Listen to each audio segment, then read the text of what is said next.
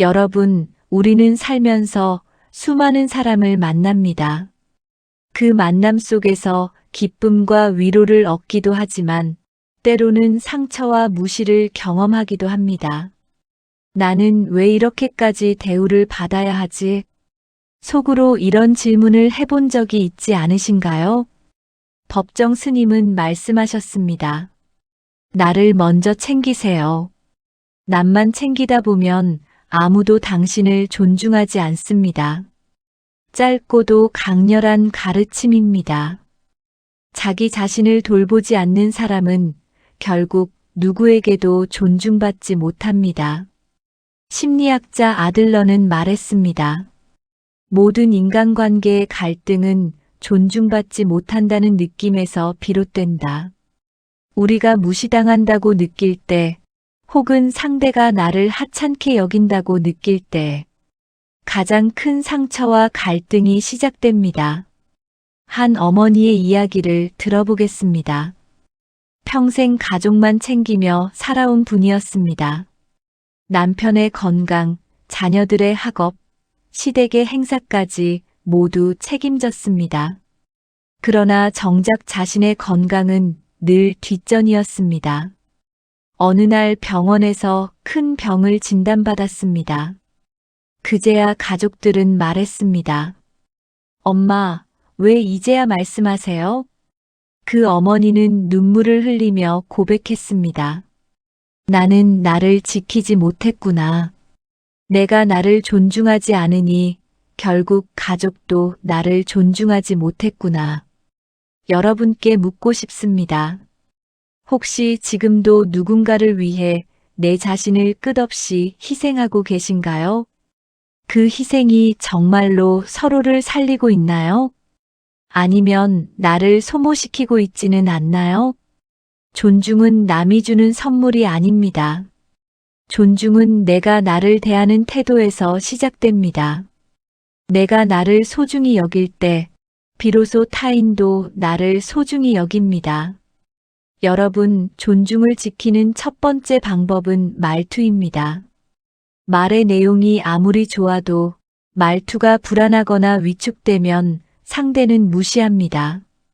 반대로 짧은 한마디라도 분명하고 단호하게 말하면 상대는 함부로 대하지 못합니다. 소크라테스는 말했습니다. 말은 영혼의 거울이다.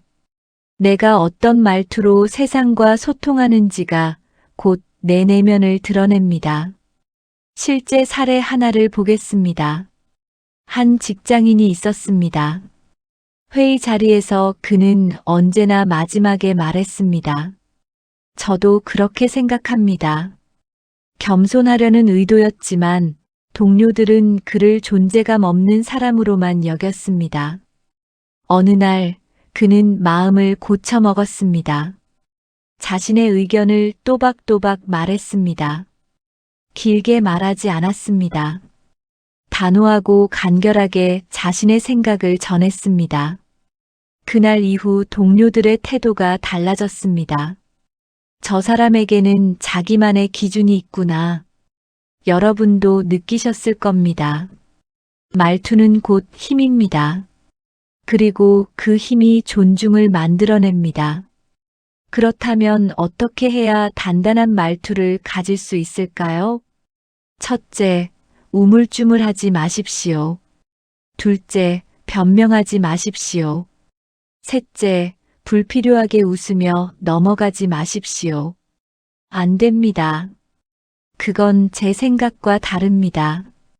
짧지만 분명한 문장이 여러분의 위치를 지켜줄 것입니다. 톨스토이는 말했습니다. 말은 화살과 같다. 한번 내뱉으면 다시 담을 수 없다.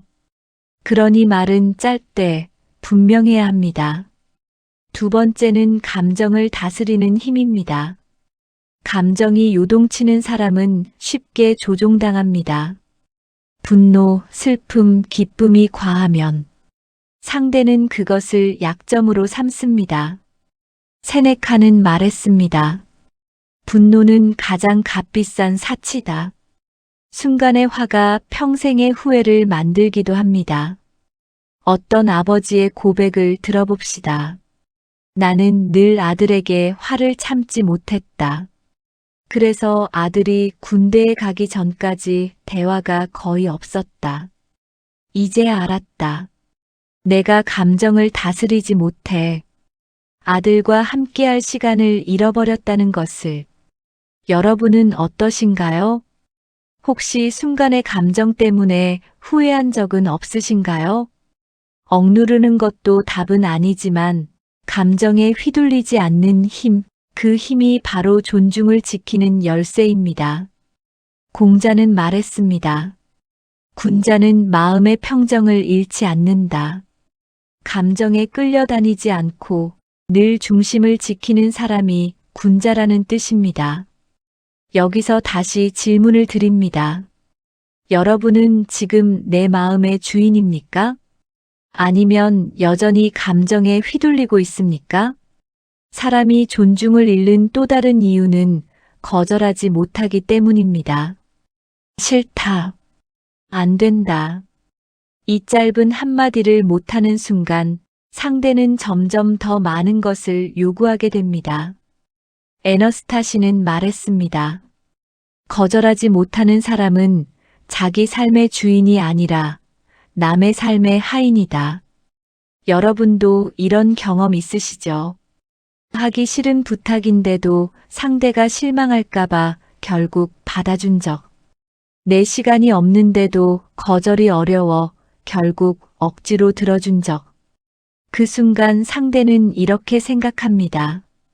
아, 이 사람은 언제든 내 부탁을 들어주는 사람이구나. No is a complete sentence. 아니오라는 말 자체가 이미 완전한 문장이라는 속담이 있습니다. 설명이나 변명은 필요하지 않습니다. 그 자체로 존중을 지키는 힘이 됩니다. 한 중년 남성의 사례입니다. 그는 동네에서 착한 사람으로 유명했습니다. 누가 부탁하든 거절하지 않았습니다. 이웃의 장을 대신 봐주고 급한 돈도 선뜻 빌려주고 심지어 빚 보증까지 섰습니다. 결과는 어떻게 되었을까요? 그는 전 재산을 잃고 가족마저 힘들어졌습니다. 그는 눈물로 고백했습니다.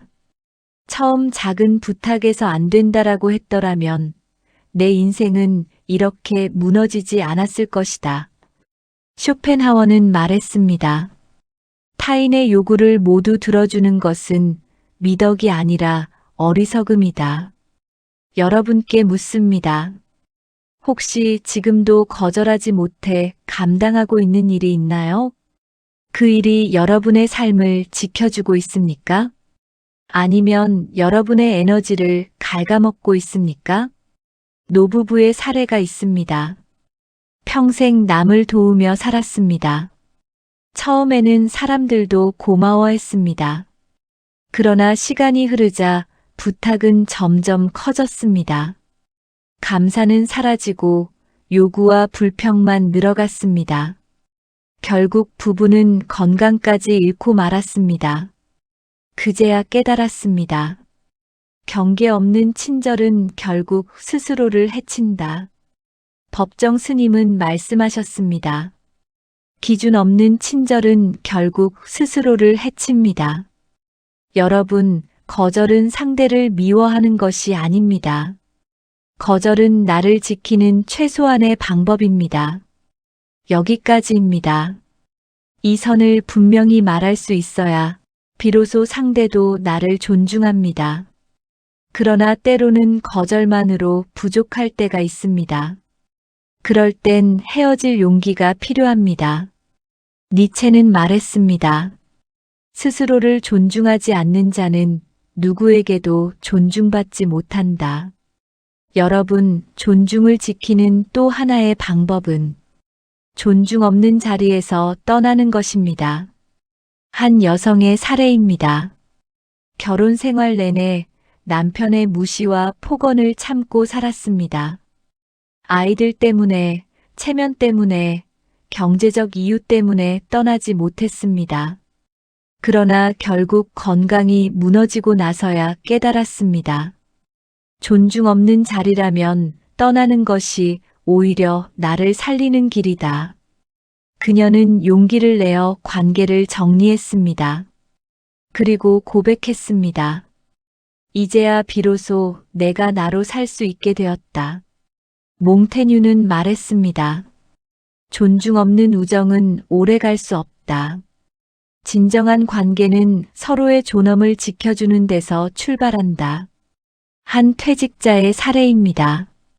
직장 생활 내내 그는 늘 술자리에 끌려다녔습니다. 싫다는 말을 못하고 늘 분위기를 맞추려 했습니다. 결국 건강이 무너졌습니다. 퇴직 후 그는 다짐했습니다. 이제는 억지로 사람을 만나지 않겠다. 나를 존중하지 않는 자리라면 아무리 가까운 인연이라도 떠나겠다. 그는 그때부터 훨씬 평온한 삶을 살게 되었습니다. 여러분께 다시 묻습니다. 혹시 지금도 억지로 이어가고 있는 관계가 있습니까? 그 관계가 내 삶을 풍요롭게 하나요? 아니면 나를 갉아먹고 있나요? 만약 후자라면 이제는 떠나야 할 때일지도 모릅니다. 세네카는 말했습니다. 자신을 지키는 사람만이 자유롭다. 헤어짐은 끝이 아니라 스스로를 존중하는 새로운 시작입니다. 사람들은 당신이 허락한 만큼만 넘봅니다. 내가 선을 긋지 않으면 그 선은 언제나 남에 의해 무너집니다. 그래서 스스로를 지킬 기준이 반드시 필요합니다. 윌리엄 제임스는 말했습니다. 내가 허락하지 않으면 그 누구도 나를 작아지게 만들 수 없다. 존중은 타인의 손에 달린 것이 아니라 나의 태도와 원칙에 달려 있습니다. 여러분, 기준이라고 해서 거창할 필요는 없습니다.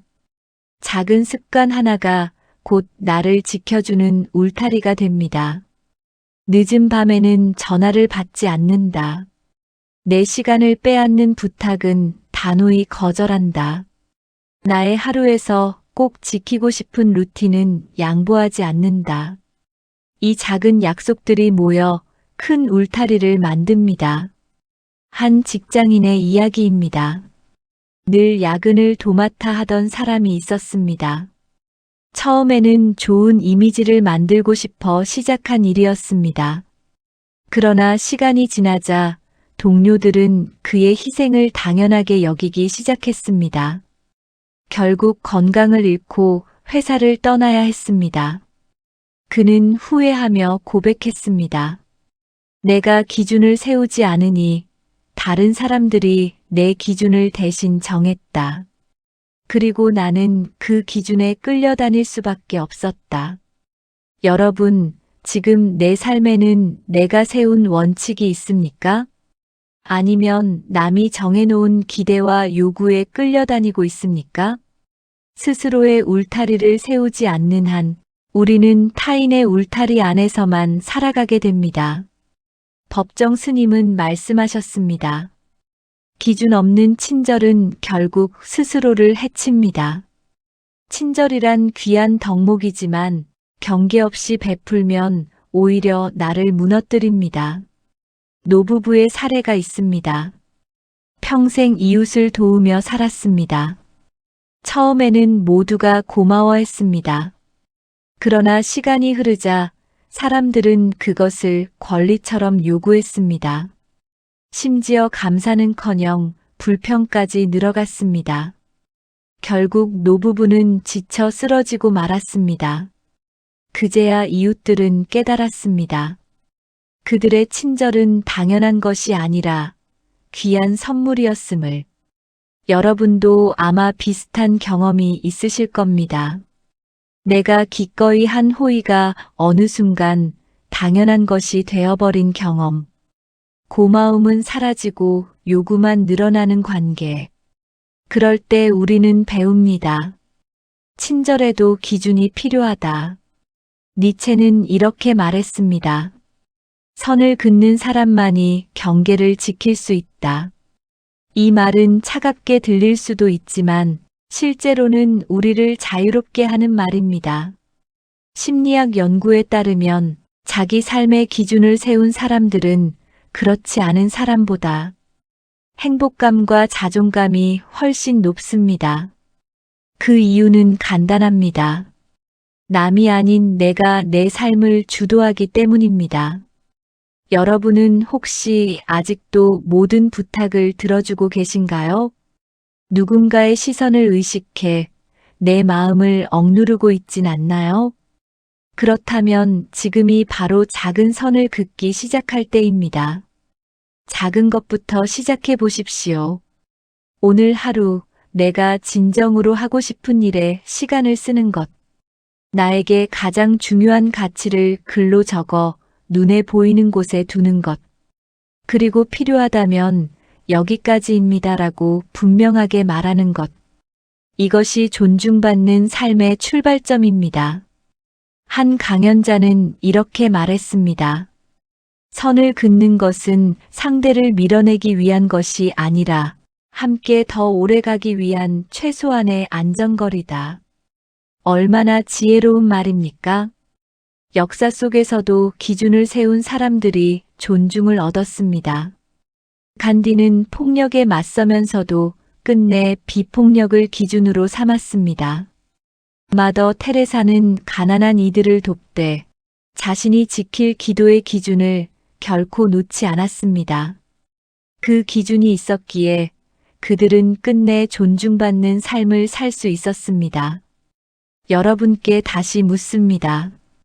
지금 내 삶의 울타리는 튼튼합니까? 아니면 바람만 불어도 무너지는 모래성 같습니까? 내 울타리를 내가 직접 세워야만 남이 함부로 들어오지 못합니다. 우리가 존중받지 못하는 이유는 능력이 부족해서가 아닙니다. 대부분은 내가 내 삶의 주인이 되지 못했기 때문입니다.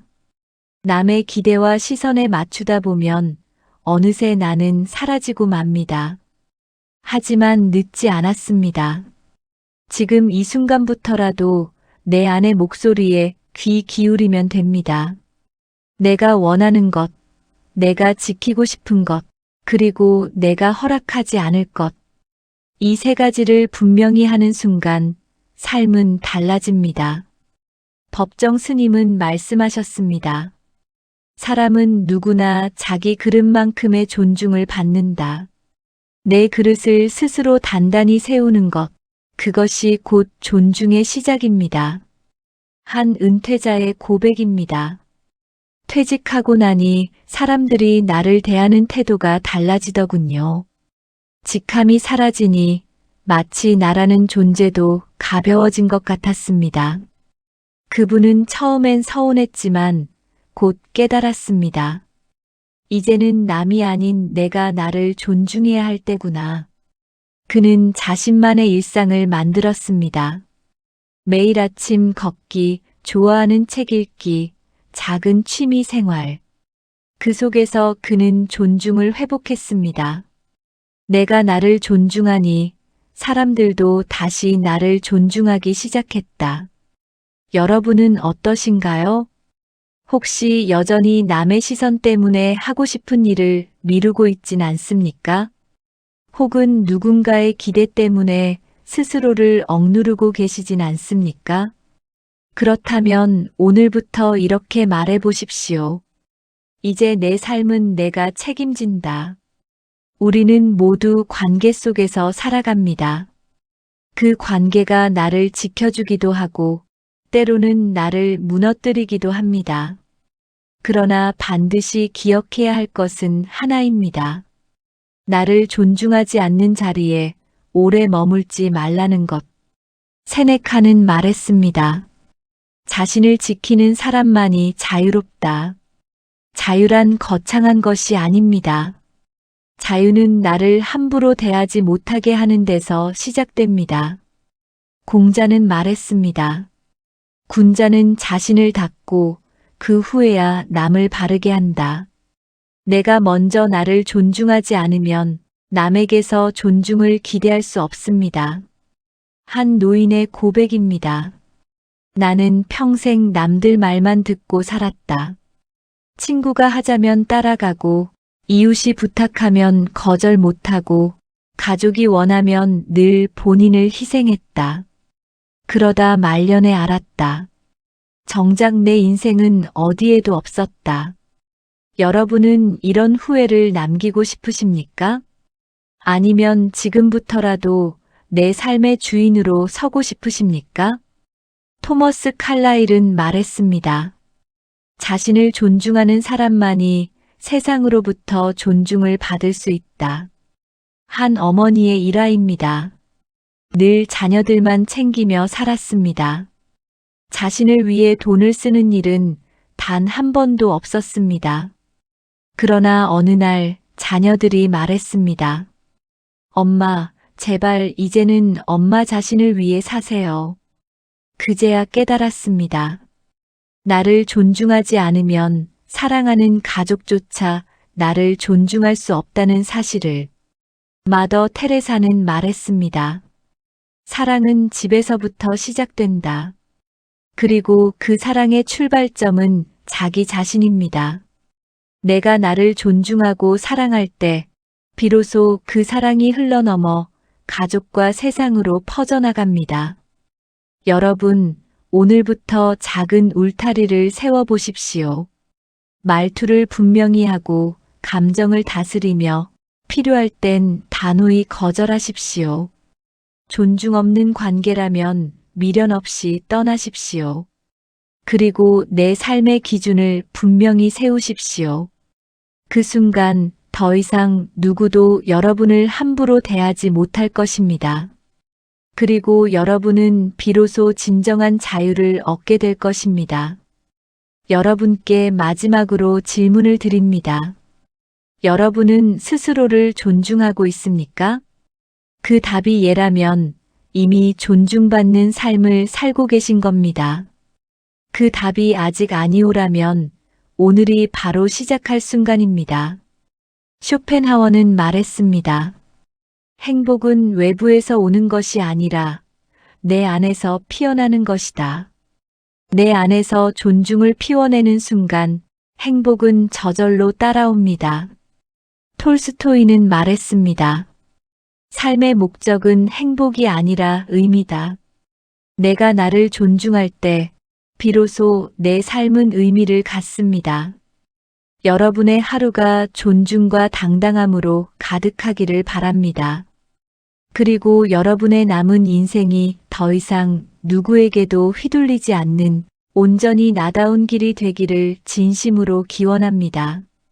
끝으로 이 영상이 마음에 드셨다면 구독과 좋아요 부탁드립니다.